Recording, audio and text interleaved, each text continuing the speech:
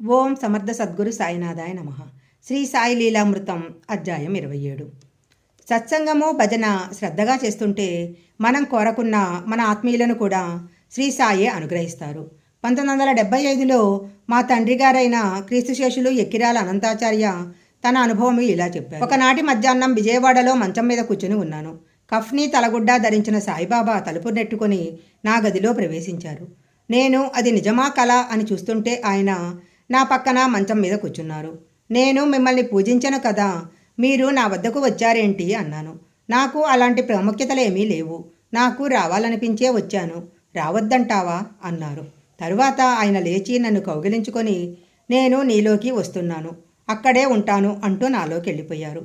అలా 7 రోజులు వరుసగా జరిగింది. అది తలుచుకున్నప్పుడల్లా నా కన్నుల వెంట ఆనంద బాష్పాలు వస్తాయి. అలాగే కలిచేడులో ప్రతివారం శ్రద్ధగా సత్సంగం చేస్తూ ఉండేవారు. వాటిలో పాల్గొంటున్న సుబ్బరామయ్య అనే టీచరు శ్రీ అవధూత వెంకయ్యస్వామి అనే సిద్ధపురుషుణ్ణి తన ఇంట సత్సంగానికి రమ్మని కోరాడు.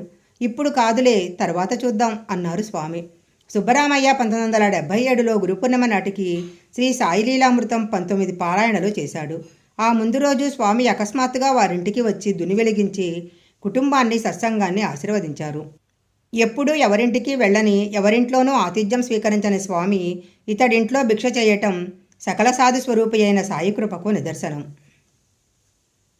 అలాగే కాంతమ్మ గారికి 1981లో గుండె నొప్పి వచ్చింది. గొంతు పూడిపోయి మాట రావడం లేదు.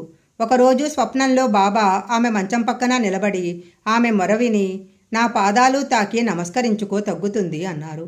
ఆమె స్వప్నంలో అలాగే చేసింది. తరువాత ఆమె గొంతు సంగతి చెప్పగా 2 వక్కలు 3 ఆకులు ఇచ్చి ఇవి నమిలి మింగు, గొంతు వస్తుంది అన్నారు. ఆమె అలానే చేసింది. తెల్లవారి ఆమెకు మెలకువ రాగానే ఆమెకు గుండె నొప్పి, గొంతు నొప్పి తగ్గిపోయాయి. అలాగే సీతారాం మైన్స్లో పనిచేస్తున్న కె కోటయ్య నాయుడు గారికి 75వ ఏట ప్రమాదంగా జబ్బు చేసింది. ఏ వైద్యమూ ఉపకరించలేదు. బాబాకు ₹1 ముడుపు కట్టి మొక్కుకున్నారు. ఆ రాత్రి కాబూలీవాలా వేషంలో శ్రీ సాయి దర్శనమిచ్చి రేపటి నుంచి నీకు కొత్త జీవితం ఆరంభమవుతుంది అని ఇంగ్లీష్లో చెప్పారు. ఆయన మరుజన్మ గురించి చెప్పారనుకొని ఆ వృద్ధుడు భయపడ్డాడు. కానీ మర్నాటి నుంచి ఆయన ఆరోగ్యం బాగుపడింది. ఉలవపాడులో కొంతకాలం సత్సంగం జరిగింది. అప్పుడు కూడా ఎందరికో దివ్యమైన అనుభవాలు కలిగాయి. వారిలో చింతా లక్ష్మీనారాయణ శ్రద్ధగా పాల్గొంటూ ఉండేవాడు. ఒకరోజు వారి కుమారుడు బాబ్జీ 5 సంవత్సరాల వాడు వారింటిపైన 3వ అంతస్తు నుంచి కింది అంతస్తులోని సన్షేడ్ పైన పడ్డాడు. అయినా అతడికేమీ దెబ్బ తగల్లేదు. అది చూసి ఆశ్చర్యపోయిన తల్లిదండ్రులతో నేను పడుతుంటే బాబా నన్ను పట్టుకున్నారు అని చెప్పాడు బాబ్జీ. వల్లభాపురంలో చిరంజీవి వీసీ వెంకటేశ్వరులు సత్సంగాలు చేస్తున్నారు. అతడి సభ్యుల అనుభవాలు ఇలా ఉన్నాయి. శ్రీమతి జంగా కాంతమ్మకు బాబా గురించి ఏమీ తెలియదు. ఒకరోజు కృష్ణారెడ్డి అనే సత్సంగ సభ్యుడు ఒక బాబా పటం ఆమెకిచ్చి వారి ఎదురింటి కుమారస్వామికి ఇవ్వమని చెప్పాడు. ఆ పటం వచ్చినప్పటి నుంచి ఆమె కష్టాలన్నీ తీరిపోయాయి. అంతకుముందు ఆమె భర్తకు రోజు కలలో ఒక పిల్లవాడు కనిపించి బెత్తంతో కొడతానని బెదిరించేవాడు. ఆమె భర్త కేకలు పెడుతూ నిద్రలేచి తన చేతికర్రతో ఆ పిల్లవాడు కనిపించిన చోట కొడుతూ ఉండేవాడు. ఆ పటం వచ్చినప్పటి నుంచి అట్టి కలలే రాక అతడు సుఖంగా నిద్రపోతున్నాడు. మరోరోజు అతనికి కలలో ఒక స్త్రీమూర్తి కనిపించి నేను వెళ్ళిపోతున్నాను, ఇక రాను అని చెప్పి వెళ్ళిపోయింది. అప్పటినుంచి మరో బాబా పటం ఇంట్లో పెట్టుకొని ఆ పటం కుమారస్వామికిచ్చి ఆ దంపతులు భజన చేసుకుంటున్నారు. తరువాత జంగా కాంతమ్మ తన అనుభవము ఇలా వ్రాస్తున్నది. నేను దూరదేశంలో ఉన్న ఒక వ్యక్తికి ₹30,000 వడ్డీకిచ్చాను. పాపం అతనికి కష్టం వచ్చి పత్తా లేకుండా పోయాడు.